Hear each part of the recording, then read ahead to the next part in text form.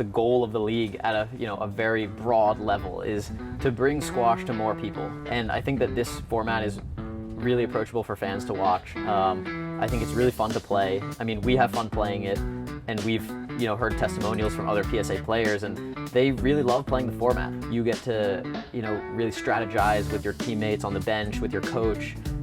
Call the power plays, call the substitutions at the right time. So it creates a whole nother strategy around the game for people to talk about, and so it's really just about getting more eyeballs on squash.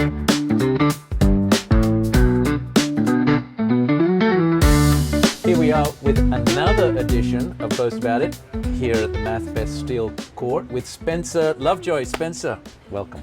James, really great to be here today, and excited to do this show with you. Thanks.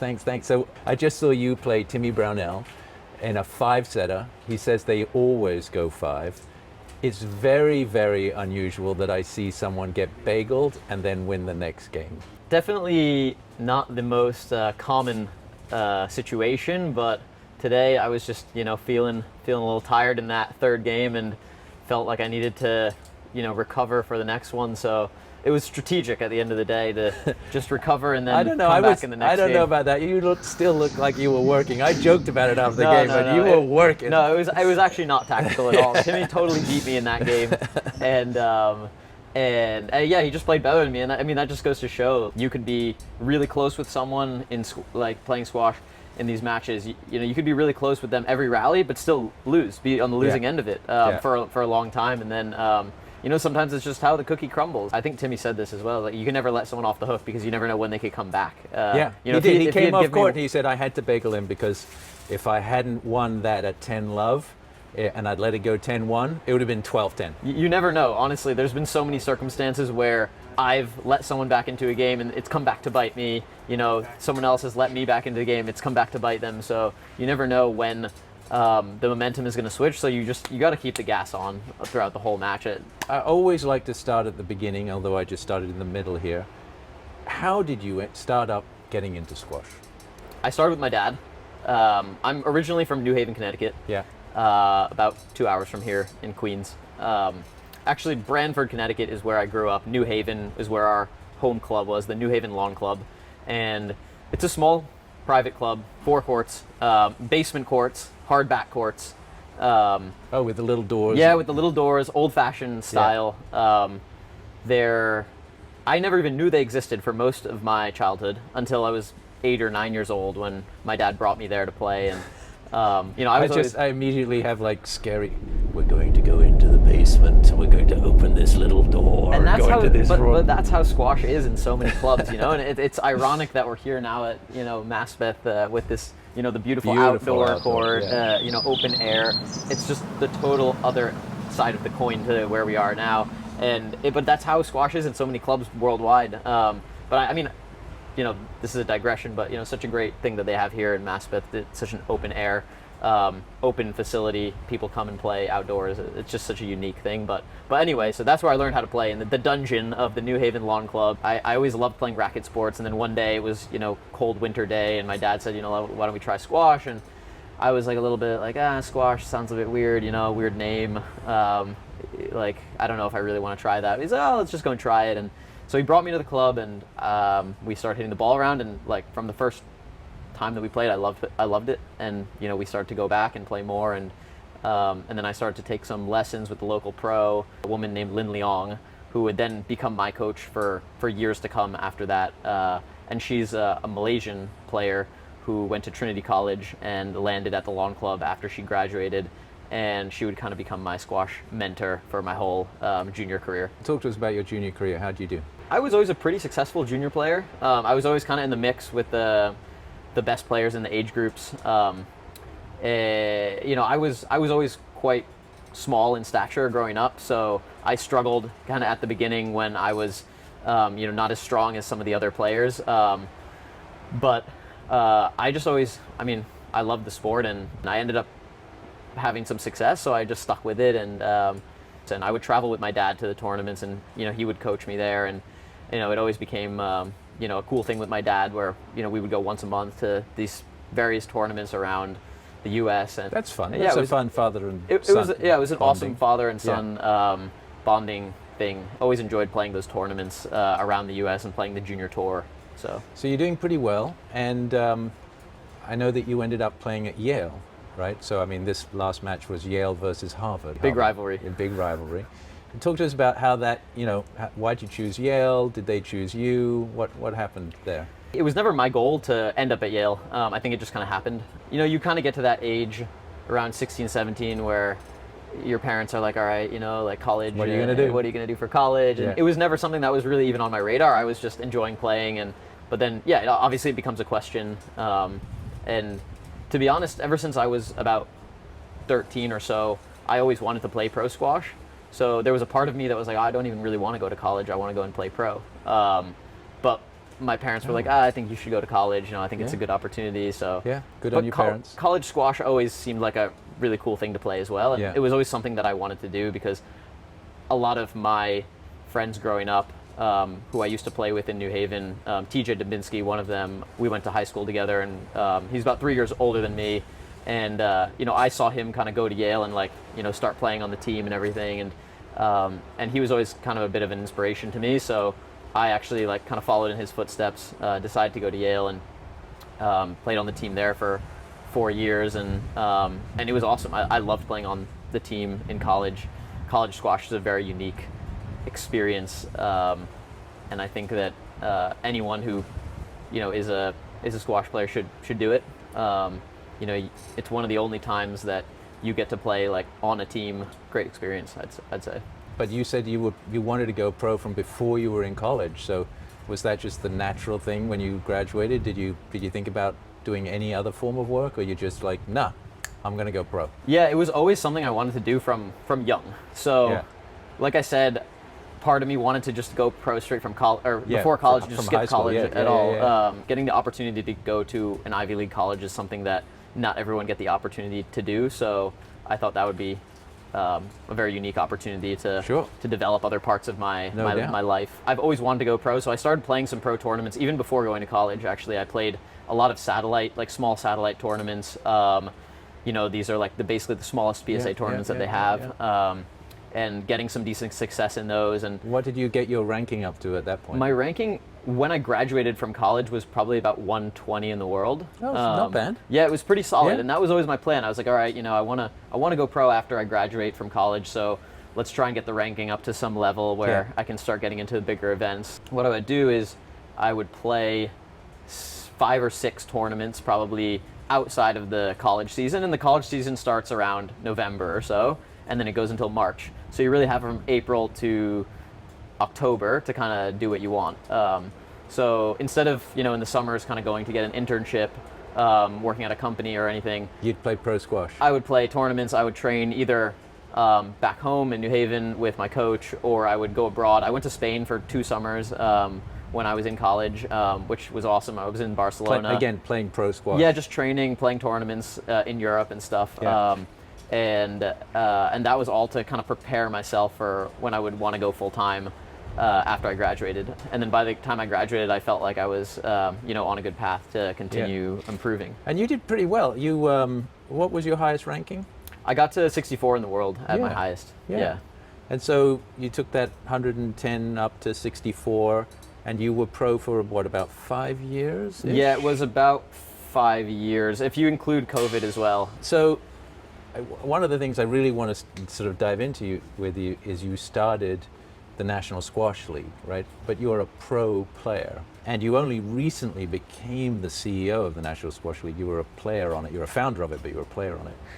What made you as a pro player, and you've retired fairly young, right? I mean, you could still be a pro. I mean, for sure. You took Timmy to 5. I could for sure continue playing. Yeah, 100%. right? Yeah. 100%. No, I mean, my body feels great at this point. I feel like I've taken really good care of myself, and I could certainly continue playing. The physical nature of the sport is not stopping me from continuing. Yeah. That's a series of decisions that you've made. You're in the 60s in the world. You could still fight to climb up, break the top 50, but you've decided to, hang up your not really hang up your racket, because you're still the CEO of the NSL, and you're still going to play on the NSL, right? I don't think I'm going to play this season as the Oh. CEO. I think Oh. I'm going to just let the professional full-time players play. Oh, you're not going to play? Yeah. Maybe put your finger on the scale a little bit? Yeah, No? maybe if my team, I mean, Newport Dragons were my team last year, so, you know, if they need some help, maybe I'll step in. No, but honestly, I just want to let the full-time players, you know, benefit from the league. I don't want to, you know, I'm happy to run the league from where I'm doing it now. And What caused you to do it? I mean, we were talking to Yeah. Timmy. He talked about wanting to do something a little more exciting, have a little more exciting squash and a little less sort of drama around the game and more drama into personal rivalries. So we know that's the reason, but what compelled you to go do it, and what are some of the differences between, you know, for those of our audience who don't know this National Squash League, what are sort of the differences that you decided, and why did you decide to do that?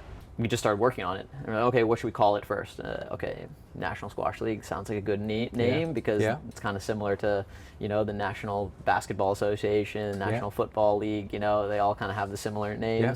Came up with the logo. I actually have one of my good friends from the club where I grew up playing squash is a really good graphic designer, and he is actually the one He nailed it. He's done all the marketing for the league, the team logos, the logo for the brand. And they're very much inspired by, I'll say, North American sports leagues. Very inspired by North American sports. And I think Timmy and I and Fernando, we're all big sports fans. Yeah. Not just squash fans, but you know, we love NBA, we love MLB, we love NFL.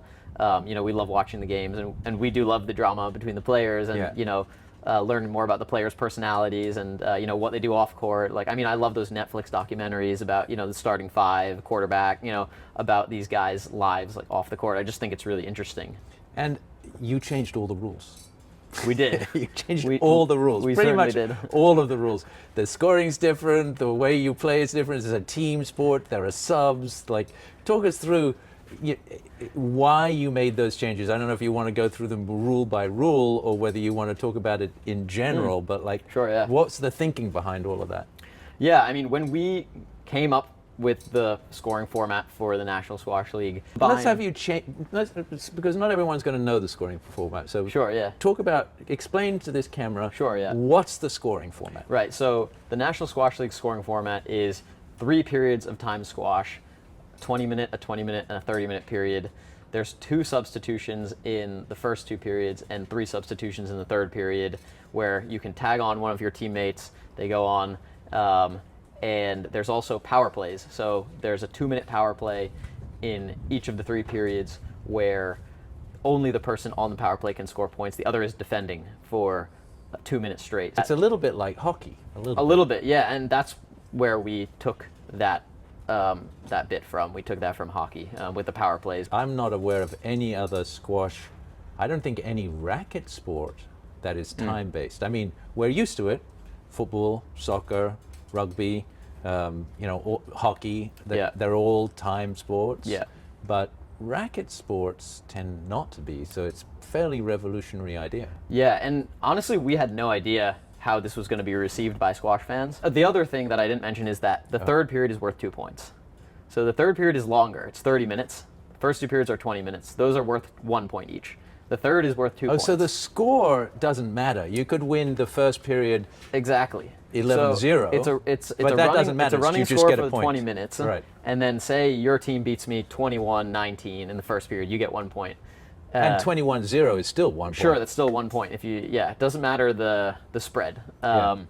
Say your team beats me again in the second period, 30-24, and they're your 2-0, but my team still has the chance to win that third period and tie it up.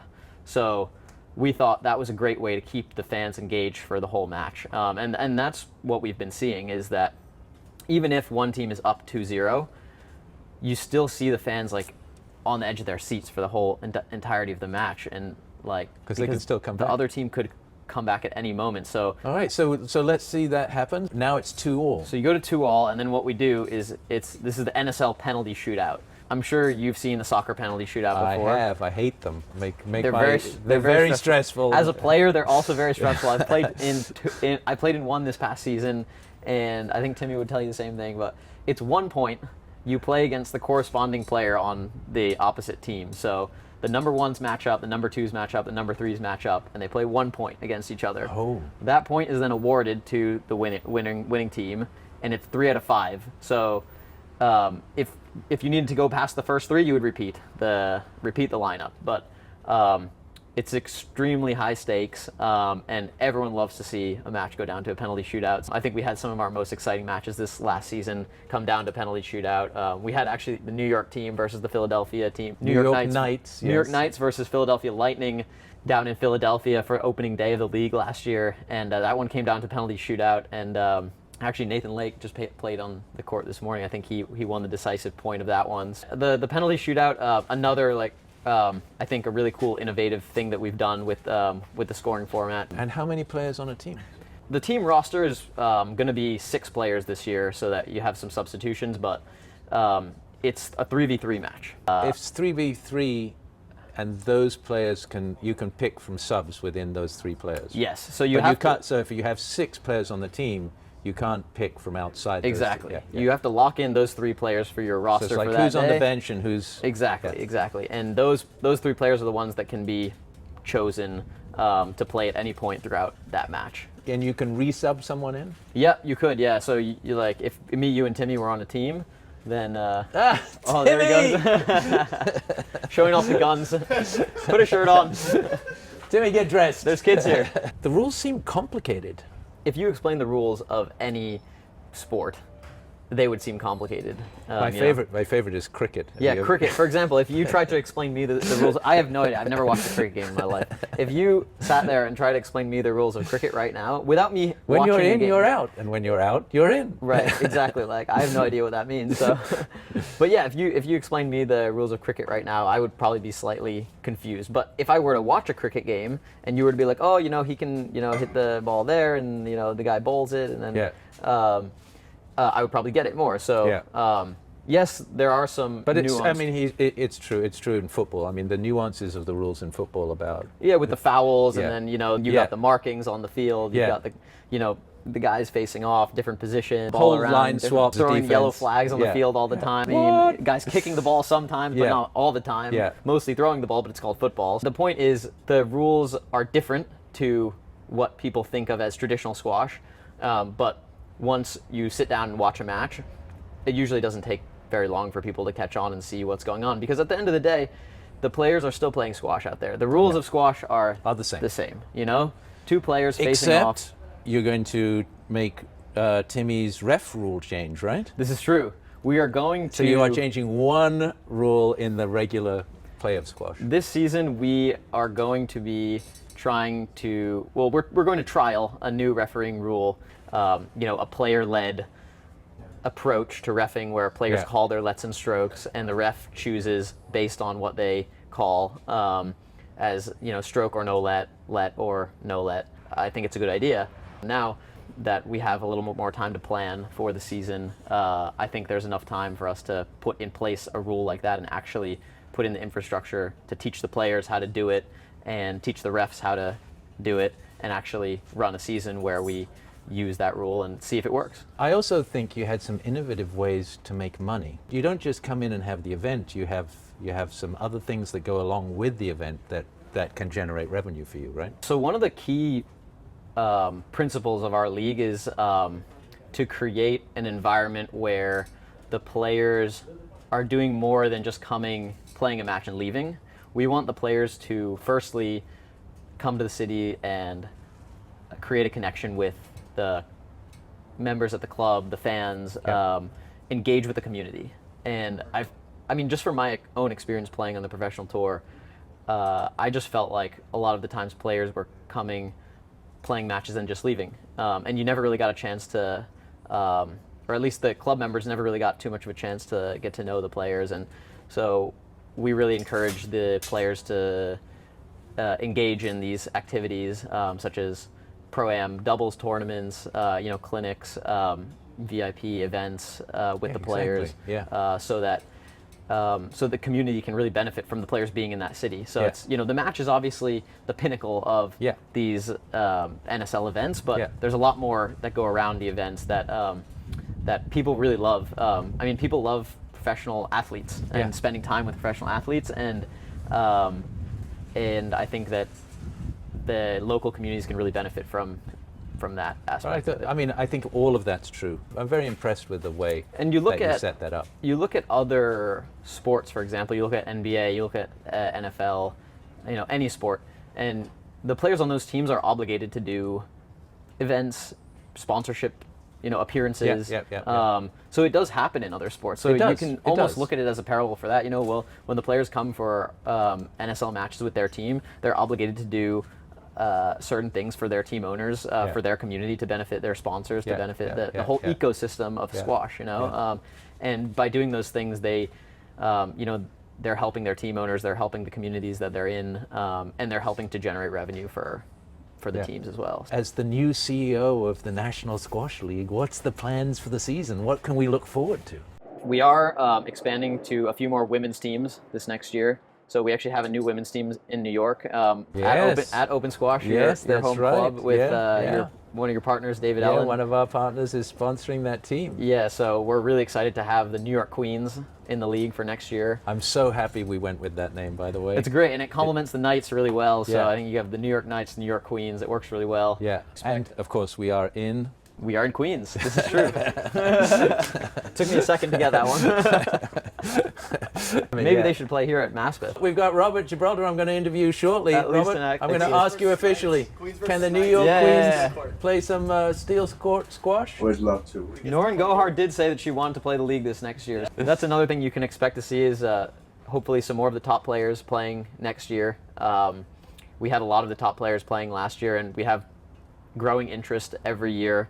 We're actually moving the calendar a little bit up in the year. The league will coincide a bit more with squash season in the U.S., kind of starting more around the TOC here in New York and then running until May.